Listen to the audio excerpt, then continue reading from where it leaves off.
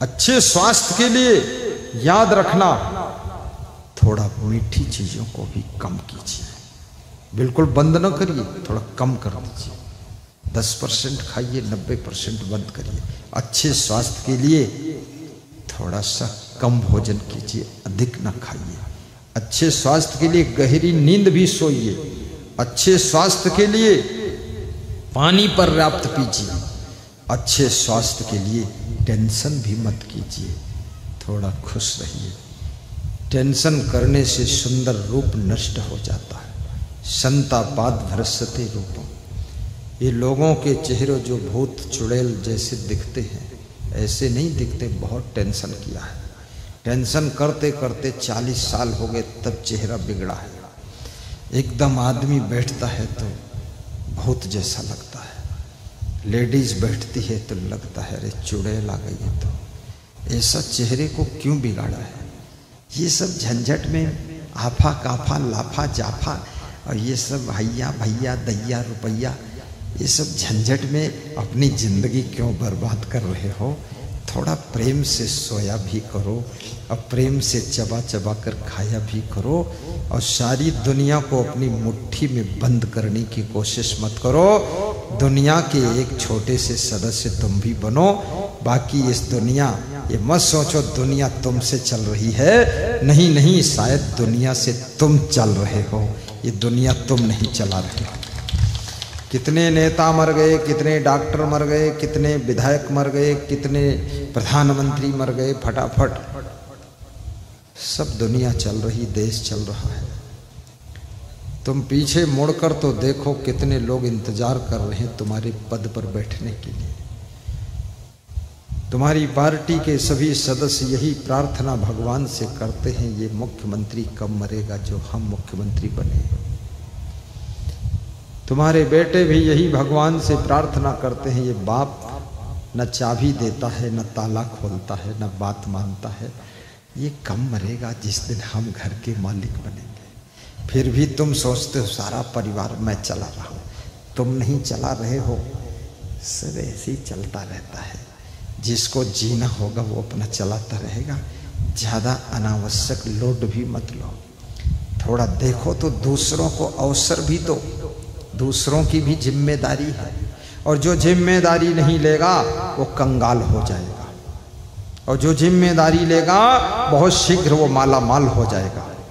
और जो जितना ज्यादा जिम्मेदारी लेगा उतना ज्यादा सुविधा से जिंदगी जीने का सौभाग्य मिलेगा। और जो काम चोर बनेगा, लापरवाह बनेगा, उसको रोटी पेट भरने के लिए तो मिल जाएगी, बाकी उसको जिंदगी में कहीं सम्मान नहीं मिलेगा। काम चोर लापरवाह। हमारे देश के अंदर कई प्रकार के चोर भरे हुए हैं, और जिन चोरों में सबसे खतरनाक चोर है काम चोर।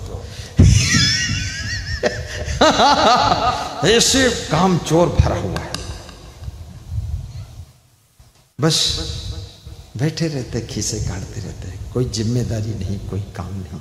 जहां देखो वहां सामान भूल कर आ गए, जहां देखो वहीं पर सब बंटा ढार करके आ गए। ट्रेन में गए, थैला वहीं छोड़ के आगे उतर गए नीचे, थैला भी याद नहीं, खोपड़ी में जरा भी दिमाग तो होना चाहिए ना।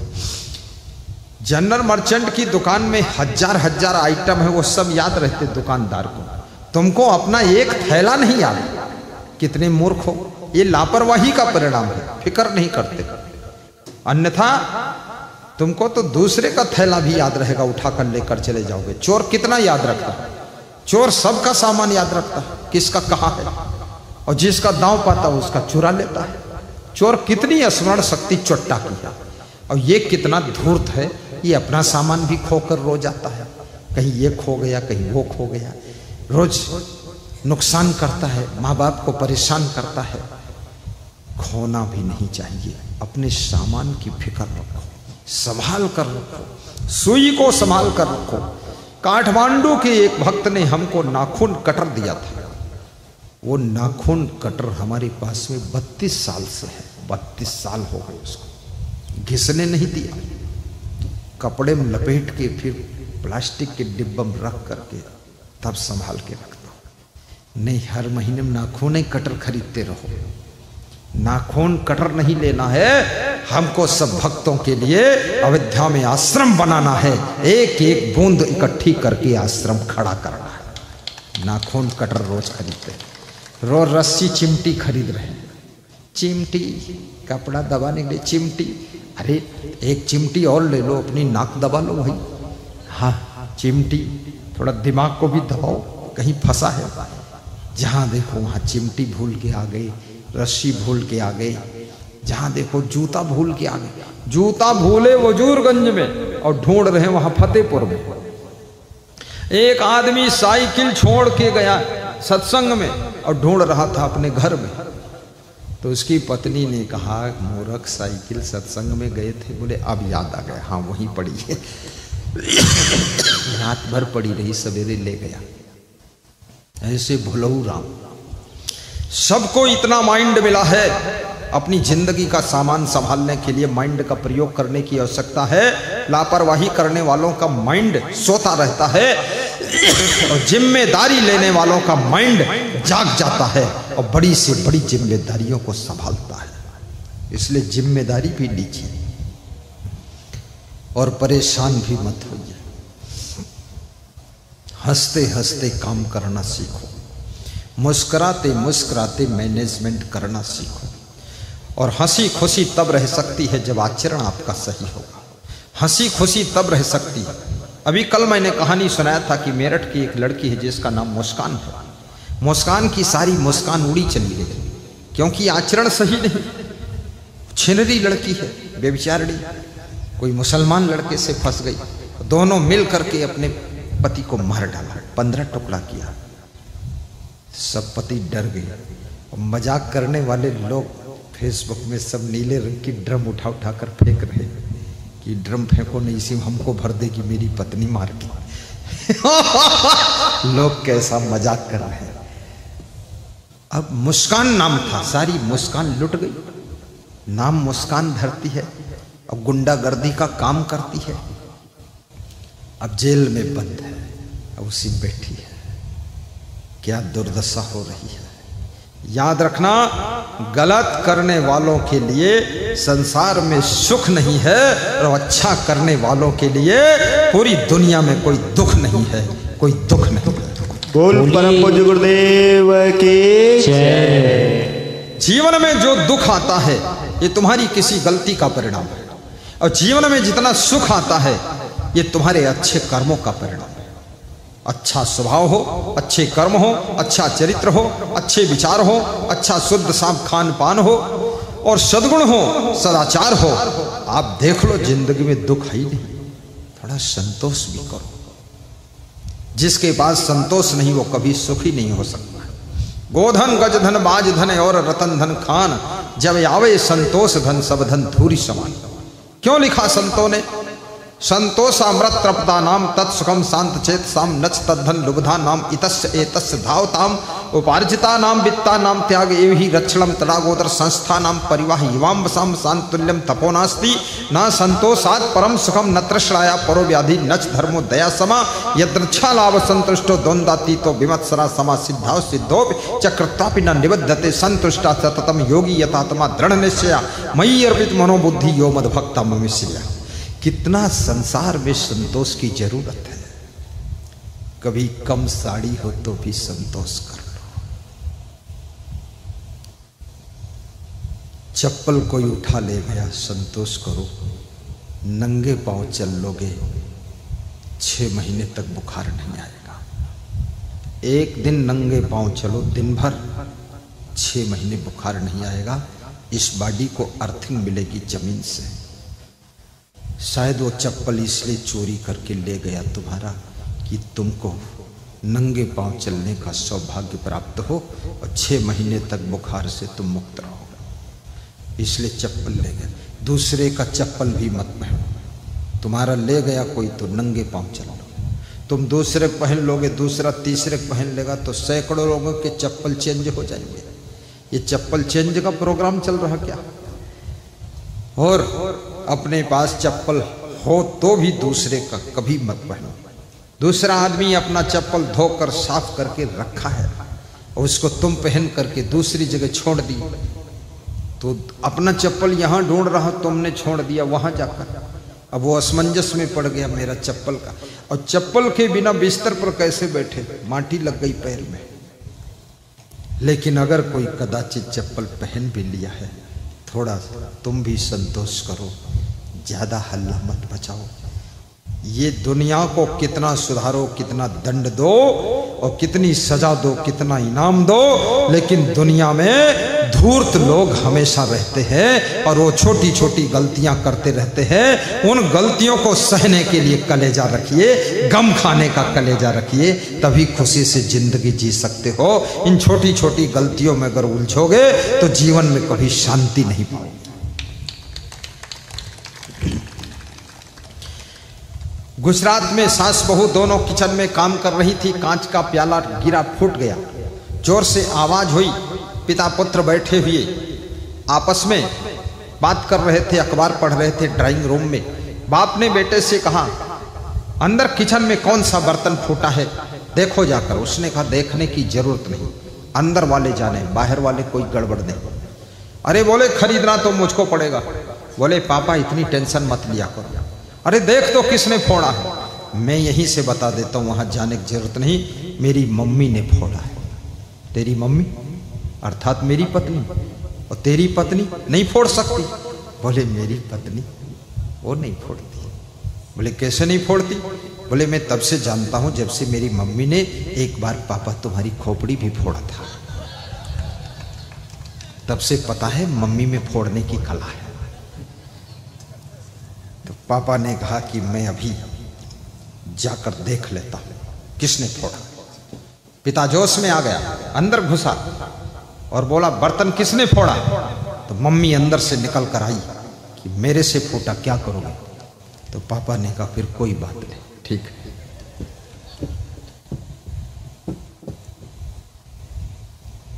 पिता वापस ड्राइंग रूम में बैठ गया और बेटे से पूछा, तू कैसे जान गया था कि मम्मी ने फोड़ा है? मैं अंदर जाकर जांच किया तो मम्मी ही निकली तेरी। उसने कहा, बर्तन फूटने की आवाज के पीछे किसी की आवाज नहीं आई तो मैं समझ गया मम्मी से फूटा है। अगर मेरी पत्नी से फूटता तो बर्तन फूटने की आवाज के पीछे मेरी मम्मी की चिल्लाने की आवाज जरूर आती, तो मैं इससे समझ गया मम्मी से फूटा है। सासू बनने के बाद चिल्लाने की आदत भी बहुत हो जाती है। चिल्लाइए मत। 10% दिल में जगह बना लो नुकसान की। 10% नुकसान आपका आपके साथ रहने वाले लोग करेंगे ही। जगह बना लो, और पहले से दिल में जगह बना लोगे 10% तो आपको क्रोध भी नहीं आएगा। फिर तो पहले से आप तैयार है ना इतना सहने के लिए, क्योंकि 10% तो नुकसान ये करेंगे ही। इतनी समझ नहीं है, इतना विवेक नहीं है, सबके पास में इतना जागृति नहीं है, सावधानी नहीं है। सब अलग अलग बुद्धि के लोग हैं, कम बुद्धि, ज्यादा बुद्धि, मीडियम बुद्धि। इसलिए इतना दिल में जगह बना लीजिए कि 10% नुकसान होगा तो सहूंगा, बस मुस्कुराते रहो और 10% नुकसान देखते रहो और ढोल बजाते रहो। श्री राम जय जय राम, 10% करो नुकसान। श्री राम जय जय राम, लल्लू राम उल्लू राम, श्री राम जय राम। सह लो नुकसान, कोई उपाय नहीं है। कितने गुरु लोग एक शिष्य को नहीं रख पाते, क्यों? क्योंकि वे नुकसान सह नहीं पाते, नुकसान नहीं सह पाते। और कितनी सासुएं एक बहू को नहीं रख पाती, क्योंकि जरा सा अगर टेढ़ी हो गई कटोरी कहीं, उतने में फिर सासू टेढ़ी हो गई। अरे छोड़ो इस पागल बहू के चक्कर में क्यों अपनी जिंदगी बर्बाद कर रही हो। इसकी कटोरी टेढ़ी रखे, चाहे अपनी टांग टेढ़ी करे, जाने दो बवाल। इतना तुमने इसका थोड़े बवालम पड़ने के लिए जिंदगी तुम्हारी उलझी रहती। खाम उसको बहू को सोहराती रहती है, बहुरिया है बैठ जाए। अरे छोड़ो, अपने आप बैठ। हमारे यहाँ छोटे छोटे शिष्य, मैं उसके बवालम नहीं पड़ता। छोटा हो चाहे बड़ा हो, भोजन बन गया, खा लो जाकर। तो लपक के खा लेता है। वो सोचता है गुरु ज्यादा बवाल अब नहीं पड़ेगा, तो ये याद ही नहीं करता गुरु खाया कि नहीं खाया। वो धड़ाम से कूद के पूरा खीर पी के आ गया गंगा स्नान करके। हमने कहा कुछ खाया? बोले हाँ गुरु जी खाया। बढ़िया है, जल्दी खा लो, क्या करना है, कोई कमी है खाने की? आज हमारे बीच में एक डब्बा ठेकवा आया है। इतना ठेकवा है, ये 25 साधु एक एक ठेकवा पा जाएगा। पेड़ा आया है, 50 पेड़ा, 2-2 पेड़ा पा जाएगा। और सेव है, केला है, गुड़ है, अंगूर है, इतना खाने को है। वो चावल बोरी भर रखा है, दाल भी आई है। अरे ना पका पाओ तो कच्चा चावल चावल खा लो। खाने में कौन झंझट में पड़े उसके। कोई ज्यादा खाओ कम खाओ, अपनी अपनी भूख तुम जानो। प्रवचन करना मेरा काम है, और प्रवचन को आचरण में उतारना दुनिया का काम है। दुनिया ना उतारे तो दुनिया जाने, उसके लफड़े में नहीं फंसता। प्रवचन करने के बाद फ्री हो गया।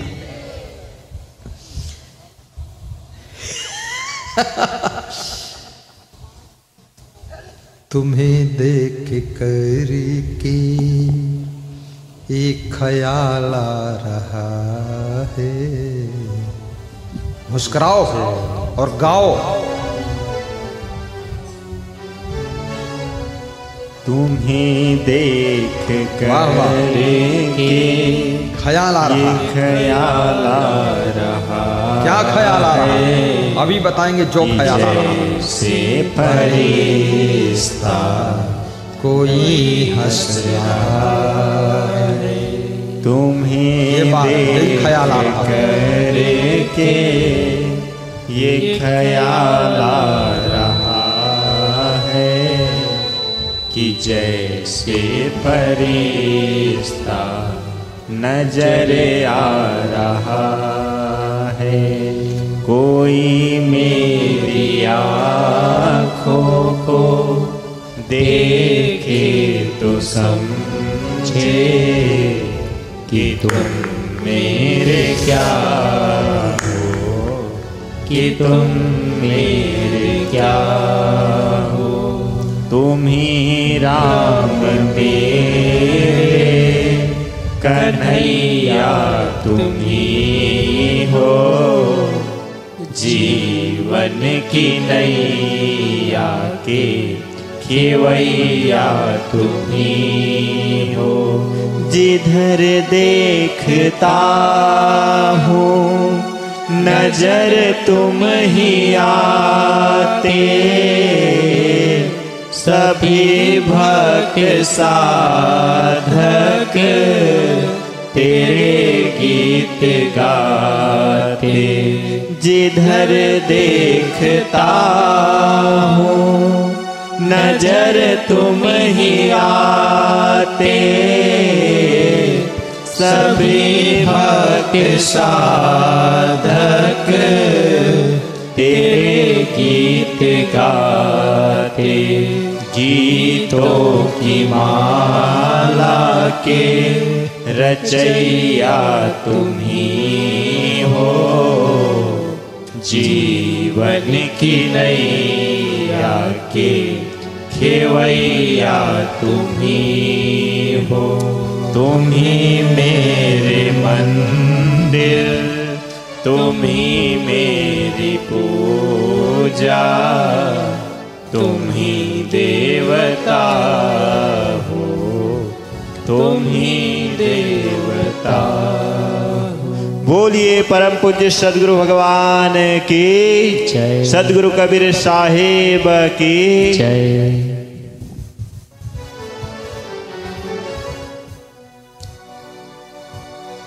जीवन प्रसन्नता पूर्वक जीने के लिए प्राप्त हुआ है। जिनके लिए तुम टेंशन करते हो उनको अपनी टेंशन नहीं है। फालतू टेंशन में भी मत रहो। संतापाद भ्रश्यते रूपम, शंतापाद भ्रसते बलम, शंतापाद भ्रसते ज्ञानम, शंतापाद व्याधिम इच्छति। संताप का अर्थ इंग्लिश में जिसको तुम टेंशन, स्ट्रेस कहते हो, जिसको हिंदी में चिंता कहते हैं। चिंता है डाकनी, तुम्हारी सुख शांति को लूट लेती है। चिंता तुम्हारी प्रसन्नता को लूटती है और एक दिन चिंता करते करते चिता की प्राप्ति हो जाती है। तुम्हारा शरीर आग में जलने के लिए चिता पर पहुंच जाता है। चिता शरीर को राख कर देती है और चिंता तुम्हारे मन की सुख शांति को राख कर देती है। मृत्यु के बाद ये आत्मा संसार से प्रस्थान करता है, शरीर छोड़कर। कौन मेरा कौन तेरा, क्या मेरा क्या तेरा, सब इधर ही छूट जाता है।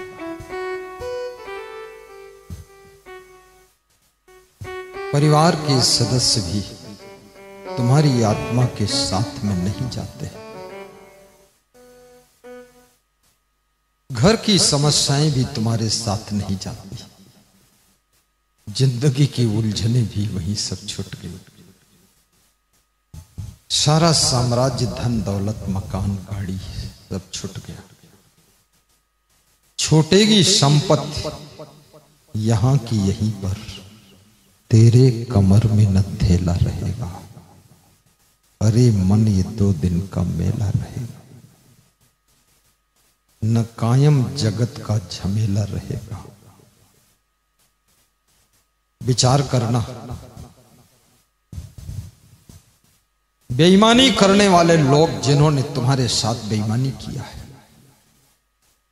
उन बेईमानों को सोचना चाहिए कि बेईमानी किया हुआ धन, बेईमानी की हुई जमीन तुम भी छोड़कर यहीं चले जाओ। पुनः ये जमीन नहीं मिलेगी, न धन मिलेगा, न मकान मिलेगा। भाई के हिस्सा में बेईमानी, गोतनी के हिस्सा में बेईमानी, बेटे के हिस्सा में बेईमानी, दूसरों को बर्बाद करने वाले लोग स्वयं बर्बाद होकर मिट्टी में मिल जाते हैं। जिसका जितना हिस्सा है उतना दीजिए। एक बहू और एक बेटा के मोह में पड़ करके दूसरे को जीरो मत कीजिए। भले दूसरा तुमसे प्रेम कम करता है, लेकिन उसका हिस्सा दे दो। प्रेम करना तो एक पर्सनल प्रॉफिट है। नहीं प्रेम करता है तो उसको प्रेम कहां मिलने वाला है। जो अपने माँ बाप से प्रेम करता है उसको भी अपने बच्चों से प्रेम की आशा रखनी चाहिए। प्रेम करे ना करे, लेकिन जिसका जितना हिस्सा है दे दो। आपका बेटा यदि शराब पीता है, याद रखना, अब ऐसी कंडीशन में तुम क्या करोगे? बेटे के नाम संपत्ति दीजिए ताकि वो बेच न सके। और बेटे का बेटा भी अगर शराबी निकल गया आगे चलकर, तो तब तक तुम मर जाओगे, चाहे शराब पिए चाहे गटर का पानी पिए। बेईमानों के चक्कर में कहां तक पड़े। अब इतना मरने के बाद थोड़े तुम वहां बनाने को चाहोगे। जहां तक कर सकते हो उचित निर्णय देकर करो। लेकिन याद रखना, हर माँ बाप का जो कर्तव्य है अपने बेटा और बेटी के लिए मेहनत मजदूरी करके, नौकरी बिजनेस करके उनको शिक्षा और संस्कार दी।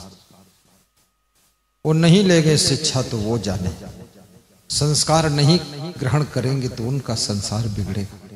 लेकिन तुम अपना धर्म निभा दो, फर्ज निभा दो। जो फर्ज नहीं निभाता है तो फर्ज का कर्ज उसके ऊपर लद जाता है। याद रखना, केवल पैसे का कर्ज ही नहीं होता है, फर्ज का भी कर्ज होता है। एक दिन वीर शिवाजी ने अपनी मां से कहा, मां तेरा मेरे ऊपर कितना उपकार है। तो मां ने कहा, बेटा कितना उपकार है बता दो।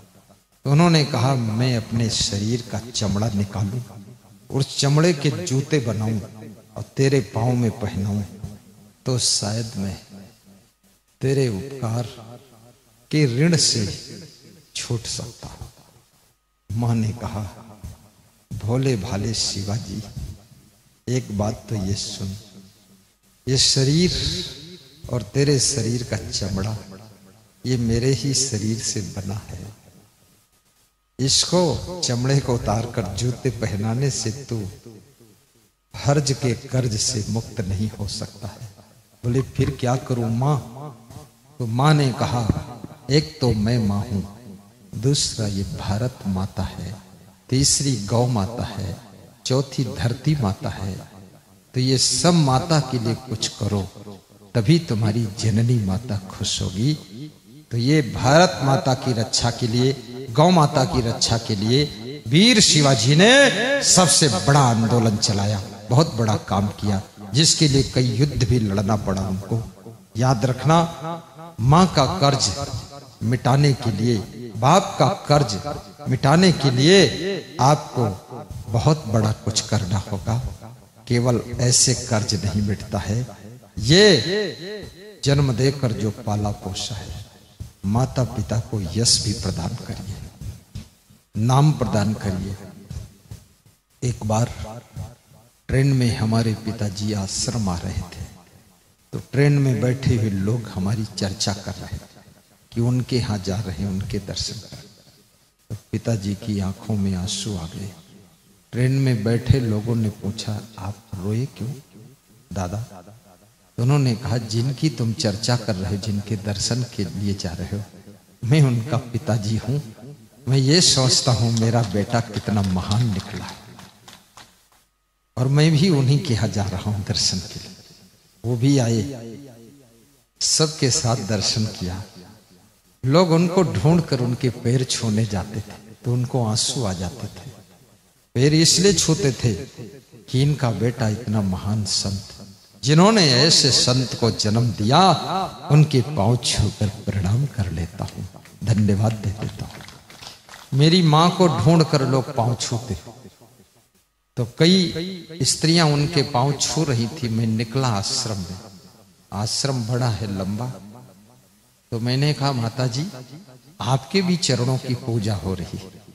बोले, पूजा क्या हो रही, तुम्हारी वजह से हो रही, नहीं कौन पूछता हमको।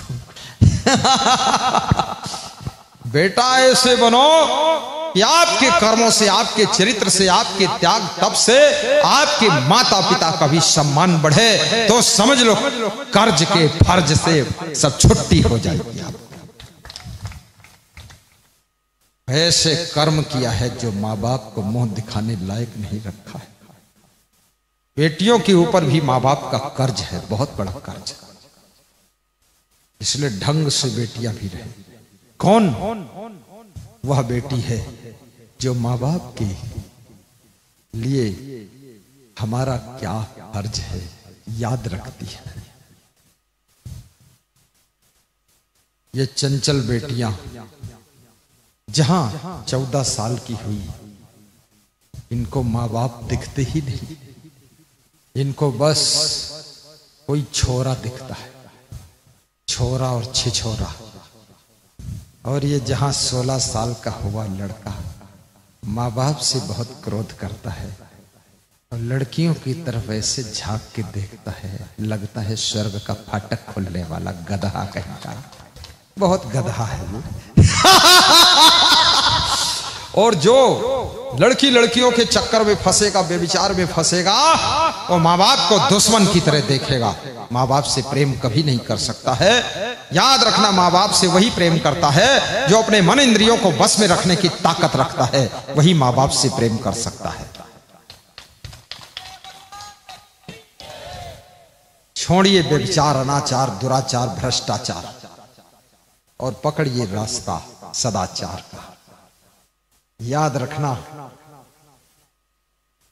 सब पशु पक्षी विषय भोगों में लगे हुए हैं, कौन बड़ी महानता है। और विषय भोगों की कंडीशन यह है, जितना भोगो उतना ज्यादा भोगने की इच्छा होती है। जो शराब पीता है, ऐसा नहीं आज पी लिया तो कल नहीं पिएगा, अब नहीं पिएगा, नहीं, आज शराब पिएगा तो कल पीने की इच्छा ज्यादा होगी, और महीना भर पिएगा तो फिर सालों भर पीने की इच्छा होगी। अगर साल भर पी लिया तो जिंदगी भर शराब नहीं छूटेगी। ऐसे ही भोगों का नशा है, जब भोगों को तुम भोगोगे, भोगने की आदत पड़ जाएगी, रोज रोज भोगोगे तो भी मन तृप्त नहीं होगा। लेकिन अगर भोगों के त्याग के रूप में तुम रहते हो, कभी भोगों की आदत ही नहीं बनाई, तो भोग भोगने की इच्छा भी नहीं होगी। जो चाय नहीं पीते हैं, कभी चाय पीने की इच्छा ही नहीं, चाय याद आती नहीं कि आसाम की चाय है, कि बागानों की चाय है, कि वजीरगंज की चाय है, कि भैंस की चाय है। झंझट खत्म हो। जो बीड़ी नहीं पीता उसको बीड़ी के बंडल का नाम ही नहीं मालूम, छोटा बालक की, बड़ा बालक की, खरगोश छाप की, भैंस छाप। जो सिगरेट नहीं पीते उसको मालूम ही नहीं कैप्टन है कि कौन टन है, वो खुद ही टनाटन है, कैप्टन की जरूरत ही नहीं है। मेरे पास कोई आदत नहीं है, कोई झंझट ही नहीं है, न चाय पीना है। कोई बोलता क्या बनाऊं आपके लिए, मैं तो कहता रहता तुम जो भी बनाओ ठीक है, चखना है, बहुत खाना नहीं, केवल रोटी दाल सब्जी खाना, इससे अच्छा भोजन कोई है ही नहीं। बाकी ठीक है, कभी कभी थोड़ा बहुत चना चबा लेता, चना भुना हुआ चना चबाता। और तुमको भी मैं कहूंगा भुना हुआ चना चबाइए, चना बहुत फायदा करेगा। अपने घर में हमेशा रखिए। ऐसा भी नहीं कि आधा किलो चना चबा लो तो कुछ और गड़बड़ भी होगा, बस आधी मुट्ठी चबाना। और गुड़ के साथ चबाओ तो बहुत अच्छा, और नमक के साथ चबाओ तो भी अच्छा। चना गुड़ मांगता है या नमक मांगता है, और चना में बहुत बड़ी ऊर्जा होती है। और ये भी याद रखना, थोड़ा कभी कभी उपवास में रह लिया करो। जब लगे पेट में कुछ गड़बड़ है, बस व्रत रह लो, अर्ध रह लो, दोपहर तक भूखे रह लो। कोई भूखे 2, 4, 10 दिन, महीना भर रहे तो मर नहीं सकता। लोग डरते हैं, एक टाइम नाश्ता न मिले उतने में ही परेशान हो जाते। थोड़ा भूखे रह लो, पानी पियो, नींबू डाल कर पानी पियो, निचोड़ के नींबू, शहद डालकर पानी पियो, बढ़िया डिटॉक्स हो जाएगी बॉडी तुम्हारी, बड़ा सुंदर चेहरे का कलर निकलेगा। अगर 1 महीना नमक और मीठा छोड़ दो तो कलर बहुत गोरा हो जाएगा। आज बताया हूं, चुपके से छोड़ के आना, फिर देखूंगा कितने गोरे हुई हो तुम। ये चीजें बहुत नहीं खाना है, बहुत फायदा करेगा ये। और अपने फर्ज को कभी मत भूल। माँ बाप का क्या फर्ज है वो भी माँ बाप को याद रखना चाहिए। गुरु का फर्ज क्या है, शिष्य का फर्ज क्या है।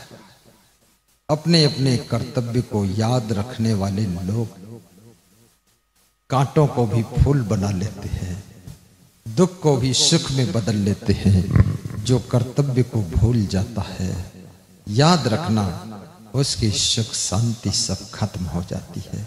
इसलिए कोई तुम्हारे साथ नमस्कार करे न करे, सूरज किसी के नमस्कार का इंतजार नहीं करता है, और टाइम पर उदय होकर के सबको रोशनी दे करके अस्त हो जाता है और दूसरे देश में उदय हो जाता है। याद रखना, पृथ्वी तुम्हारे नमस्कार का इंतजार नहीं करती है। पृथ्वी सबको धारण करती है, अन्न उत्पादन करके, फल फूल वृक्ष सब दे करके आपके जीवन की रक्षा करती है। चाहे तुम धरती माता कहो, चाहे धरती बहन कहो, चाहे कुछ मत कहो, लेकिन पृथ्वी अपने धर्म को छोड़ती नहीं है। पृथ्वी और सूरज जैसे तुम भी अपने धर्म को कभी मत छोड़ना। दुनिया बदल जाए लेकिन तुमको अपना धर्म निभाना।